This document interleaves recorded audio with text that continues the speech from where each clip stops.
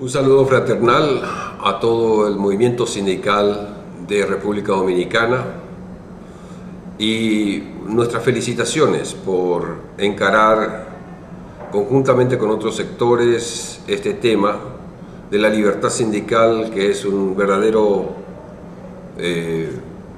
problema dentro de todo este continente por la falta de respeto a ese derecho humano fundamental.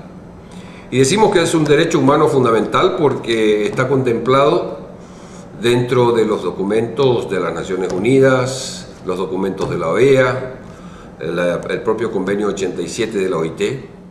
No hay derechos más importantes que otros, pero el derecho a la libertad sindical y a la negociación colectiva tienen una connotación especial. ¿Por qué? Porque pueden ser fuente de otros derechos, pueden ser causa o hacer nacer otros derechos, otros nuevos derechos. De ahí la importancia fundamental de la lucha por el derecho a la libertad sindical y a la negociación colectiva. Eso mismo lo hemos planteado como movimiento sindical durante la conferencia regional de la OIT realizada en Santiago de Chile en diciembre del 2010. Nosotros hemos pedido como movimiento sindical a la OIT que dentro de ese análisis que se iba a hacer sobre la agenda hemisférica de trabajo decente se incluyera como punto específico el tema de libertad sindical y de contratación colectiva.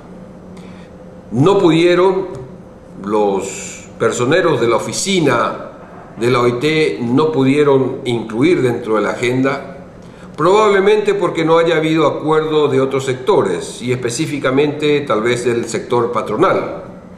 Sin embargo, nosotros nos fijamos como meta y como estrategia durante los 6 meses de preparación hacia esa conferencia de que cada delegado y cada delegada en cualquiera de los temas se iba a referir necesariamente al tema de la libertad sindical y la contratación colectiva.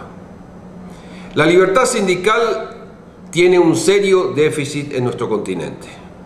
A excepción de algunos países del Cono Sur, Argentina, Brasil o Uruguay, en el resto de los países, incluso en Estados Unidos en este momento con el último fenómeno de Wisconsin, nosotros vemos claramente que se quebranta a diario la libertad sindical por parte de sectores gubernamentales o de sectores empresariales.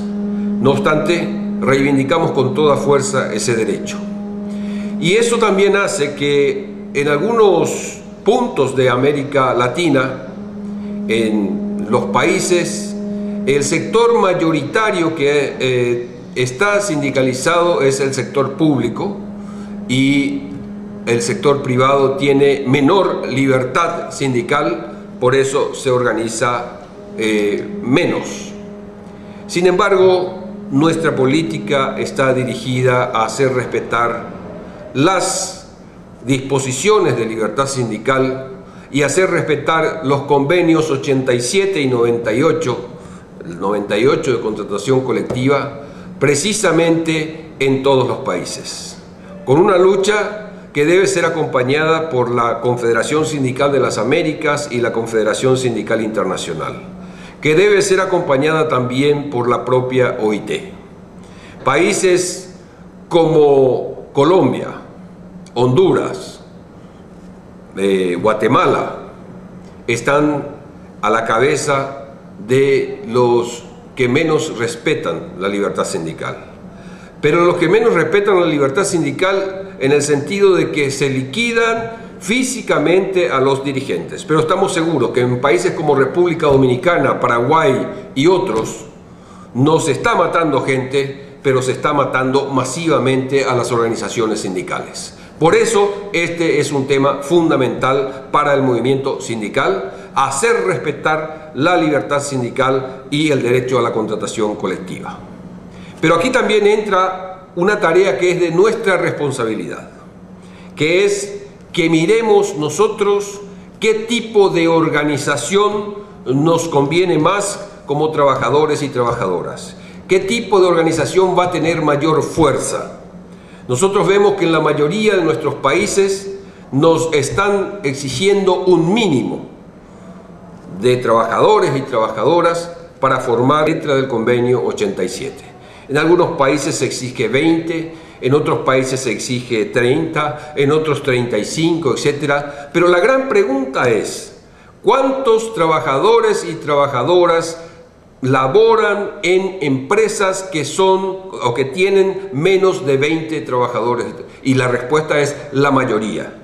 Quiere decir que a la mayoría de los trabajadores y trabajadoras, poniendo esos mínimos establecidos, se les está sacando, se les está privando del derecho a la organización sindical. Las leyes nacionales deben estar en consonancia con el convenio 87 de la OIT, porque hay que respetar la pirámide de Kelsen, la prevalencia de los tratados internacionales por encima de las leyes nacionales y la adecuación de las leyes nacionales a los tratados internacionales. Solamente la Constitución está en los países por encima de esos tratados internacionales. No solamente la libertad de formar sindicatos, sino la libertad de formar sindicatos por rama de actividad, porque vemos que en la mayoría de los países latinoamericanos los sindicatos son de empresa, y lo que es peor,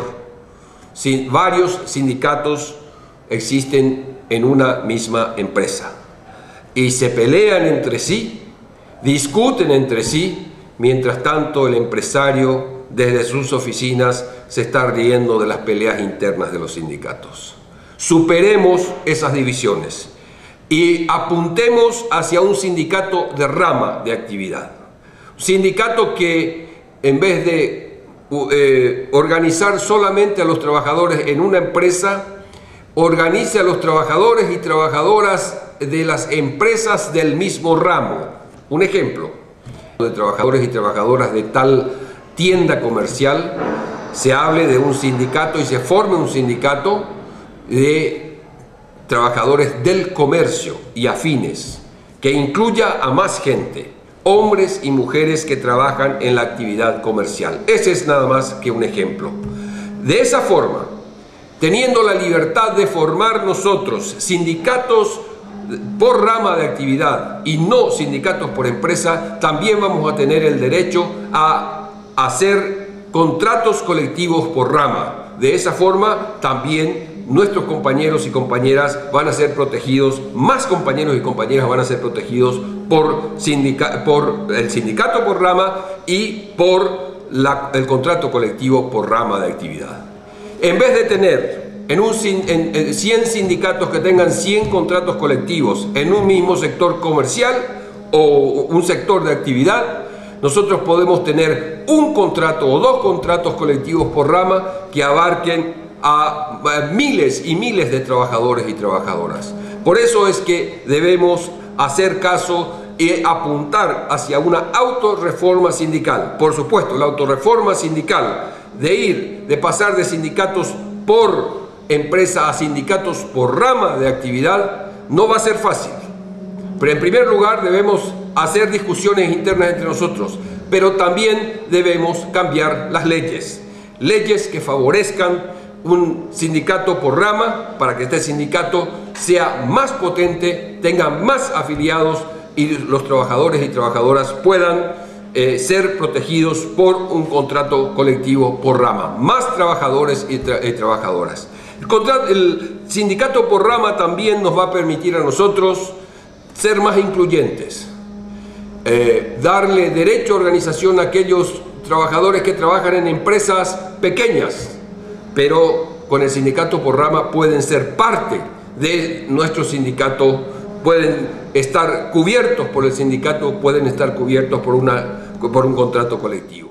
De toda la libertad de que todo trabajador pueda formar un sindicato por rama, queremos que ese sindicato tenga dirigentes en cada base protegidos por una legislación, lo cual se va a conseguir solamente cambiando las leyes en muchos países. Un gran saludo a los compañeros y compañeras de República Dominicana y espero que pronto nos veamos en Santo Domingo o en cualquier parte de República Dominicana.